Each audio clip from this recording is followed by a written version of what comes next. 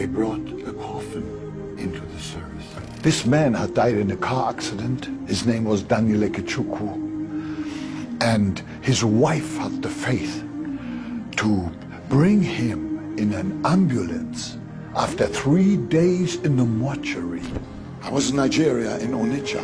I was to dedicate the church. And then, while the service was going on and I was preaching, there was a commotion at the back. A lady had arrived with her dead husband in a coffin. She wanted to bring it right here in front of me. But the ushers, they made a big fuss. They wouldn't allow it. I was already in the middle of my message. After long discussion, they said, put the dead man in the basement. That's close enough. If God wants to raise him, he will raise him. And as I was preaching and praying up there, suddenly that man, 3 days in the mortuary and already embalmed, suddenly somebody rushed in and said, it's now breathing, that is breathing, is breathing. I didn't even know there was a corpse in the cathedral. But somebody had faith. That wife had faith. Hebrew 11:35, women receive their dead bodies to life. So the moment I read this place, that night, when I remembered all these things, I said, no, it cannot happen. I must do something to prove God again.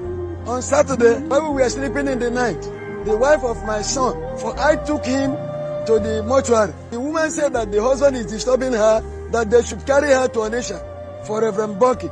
She said, God spoke to me, God spoke to me, God spoke to me. They couldn't get rid of her. They offered her the basement. But it doesn't matter to Jesus. We rushed to this St. Eunice clinic and met Dr. Joseph, thoroughly examined him and said it's off. But it's better we remove him and put him to the mortuary. I was told he was involved in a motor accident at Onitsha. When I examined him, I looked at the chest. There were no respiratory movements. I listened with the stethoscope.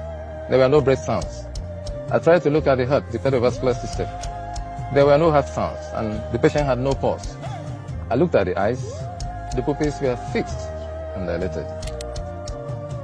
Next day, almost all newspapers across Nigeria, Bonke raises man from the dead. Wow.